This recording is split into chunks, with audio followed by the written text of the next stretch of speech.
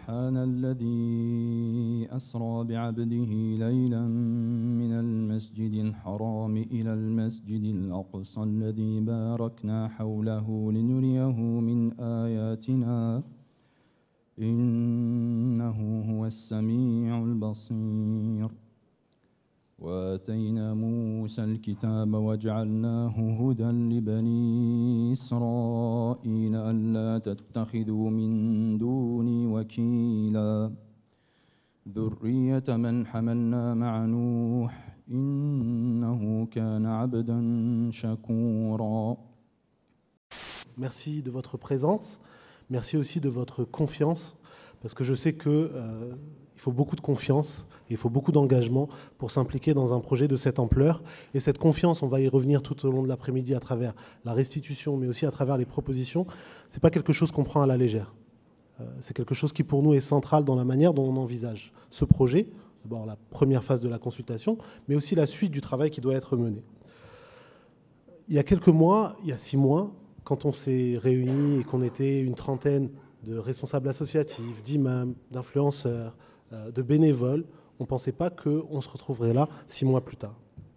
La consultation, c'est 24 029 personnes qui se sont exprimées juste sur les réponses aux formulaires en ligne. La consultation, c'est 2500 à 3000 personnes qui se sont exprimées lors des consultations locales, dans vos mosquées, dans vos associations, partout à travers le territoire. La consultation, c'était 5 mois de Tour de France, partout à travers le pays, dans 57 villes différentes. Il y a une nécessité vitale pour les communautés musulmanes de s'extraire d'un contexte politique qui les construit comme un problème. À la proposition, je trouve que les instances nationales chargées d'organiser ou de représenter le culte font du bon travail. C'est 84% des répondants qui nous disent non, 10% qui ne se prononcent pas et seulement 6% qui répondent oui. Quand on va plus loin et qu'on cite ces instances et qu'on questionne leur représentativité, s'agissant du Conseil français du culte musulman, le CFCM, c'est 80% des répondants qui ne se sentent pas représentés par cette instance, 13% qui ne se prononcent pas et seulement 7% qui se disent se sentir représentés par le CFCM. Ce qui est mis en cause en fait derrière la crise de la légitimité des institutions, c'est finalement la légitimité de l'État lui-même en fait à s'ingérer dans les affaires du culte. Je pense qu'il faut entendre aussi le fait que la crise de légitimité des institutions existantes engage finalement celle de l'État et notamment sa compétence à pouvoir désigner les acteurs de l'islam. En posant la non-ingérence de l'État comme un principe structurant l'idée qu'ils se font de l'organisation du culte, les musulmans adoptent une posture laïque. Et là encore, pour les sociologues, rien de fondamentalement nouveau, puisque de nombreuses études montrent depuis assez longtemps maintenant que dans leur ensemble, les musulmans s'accommodent très bien des règles de la laïcité. Il y a donc une défiance à l'égard des médias, qui sont jugés, à juste titre, responsables d'alimenter les amalgames et d'exploiter la peur.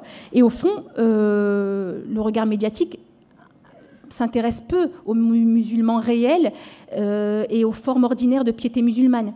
Il cède plus facilement à la fascination des phénomènes issus de l'extrémisme. Ce qui finalement produit un paradoxe, c'est que la surexposition médiatique des musulmans participe d'abord et surtout à les invisibiliser, à nier leur diversité et à occulter la pluralité des façons de se dire, de se sentir et de se vivre musulman.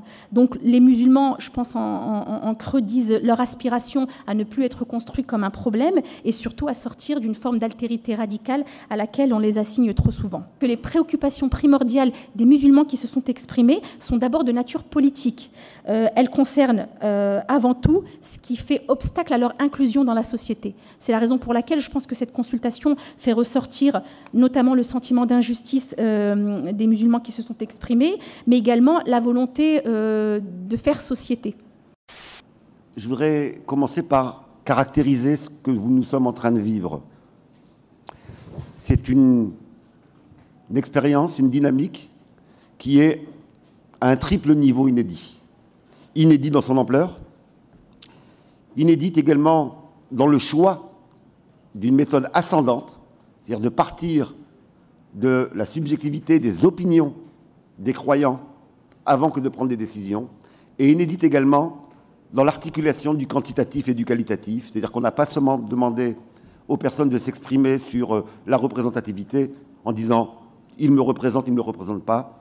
On leur a demandé leurs analyses, leur subjectivité, leur représentation, leurs sentiments d'être reconnus, non reconnus, représentés ou non. Et donc on est sur quelque chose de très fort qui est une tentative de sentir où en sont aujourd'hui les fidèles musulmans par rapport à tout ce qui se dit, se construit vis-à-vis d'eux.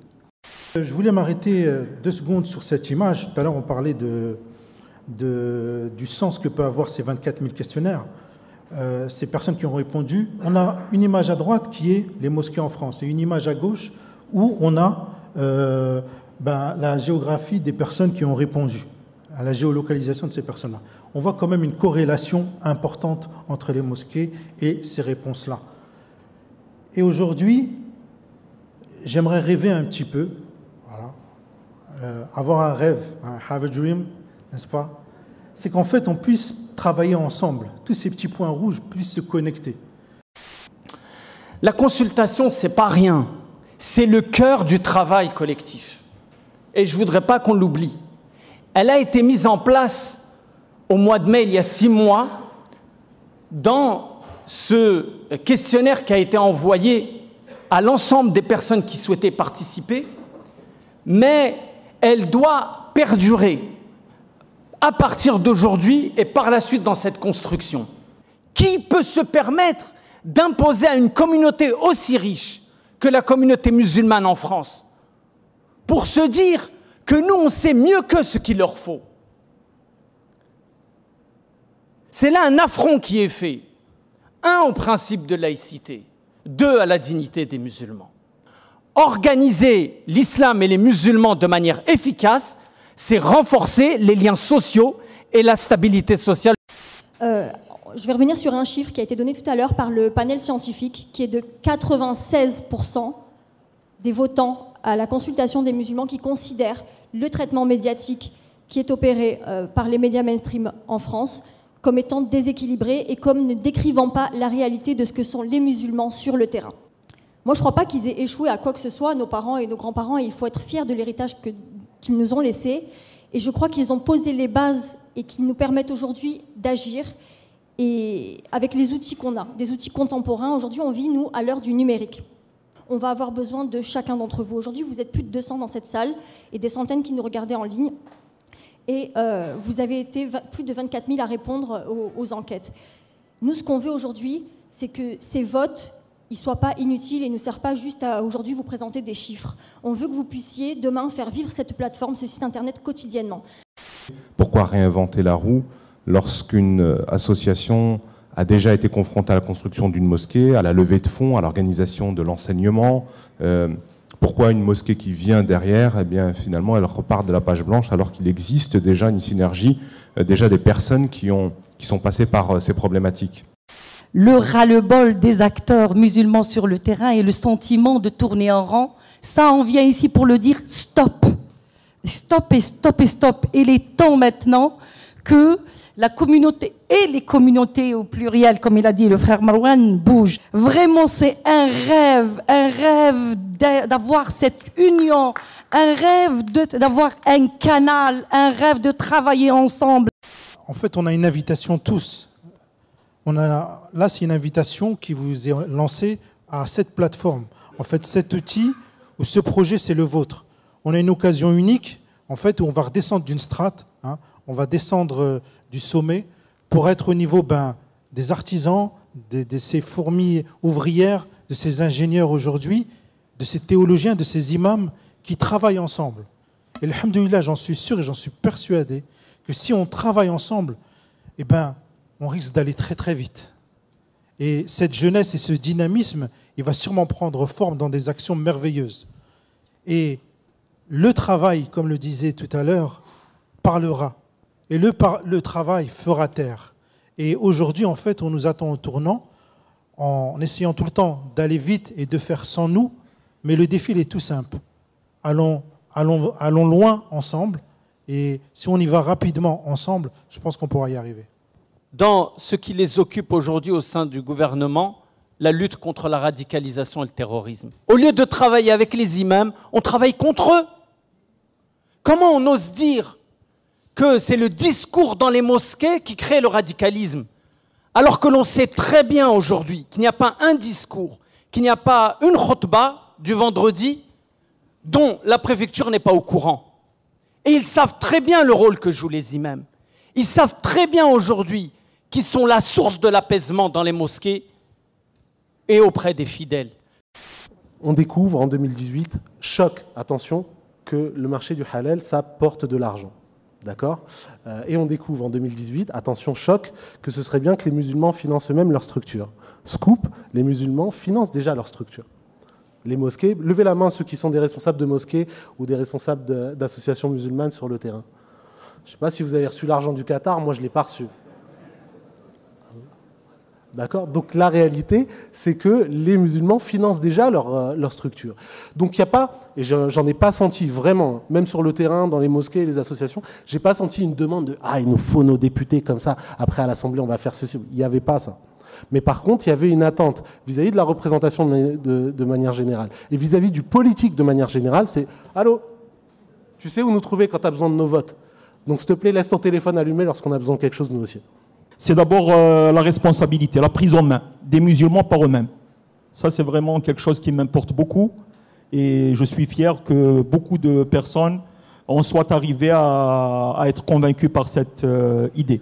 Une fois que les musulmans ne seront plus dans le siège du problème, mais qui seront en situation d'œuvrer, de participer, de plus avoir des dilemmes interminables sur la manière dont ils sont montrés, et de voir qu'ils font peuple avec le reste de la population, on pourra s'occuper d'autres problèmes qui sont sensiblement plus importants et qui vont concerner les générations futures.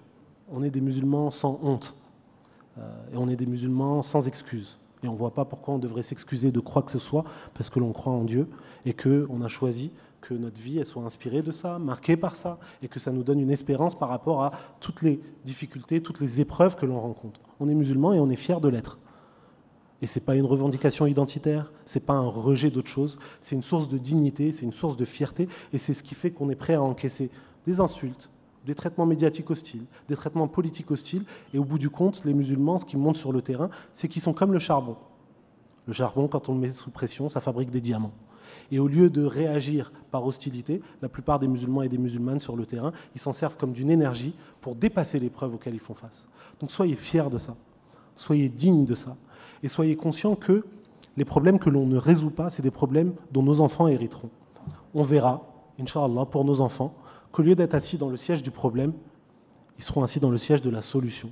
Au lieu d'être en train de se battre pour savoir s'ils ont le droit de porter un morceau de tissu, au lieu d'être convoqués, littéralement convoqués sur un plateau télé ou dans une préfecture pour qu'on leur demande des comptes ou de s'excuser ou de se justifier, ils seront en train d'œuvrer avec le reste de la communauté humaine dans laquelle ils sont, à veiller à ce que plus jamais des enfants ne se retrouvent en difficulté d'éducation. On pourra dire que les musulmans et les musulmanes rayonnent, et ce sera une raison supplémentaire de se rendre compte que la France est le pays des Lumières. Et c'est pour ça que dans la vie, soit on a des actions, soit on a des excuses. Et comme on disait tout à l'heure, nous sommes des musulmans sans excuses, donc nous sommes des musulmans en action. Merci beaucoup.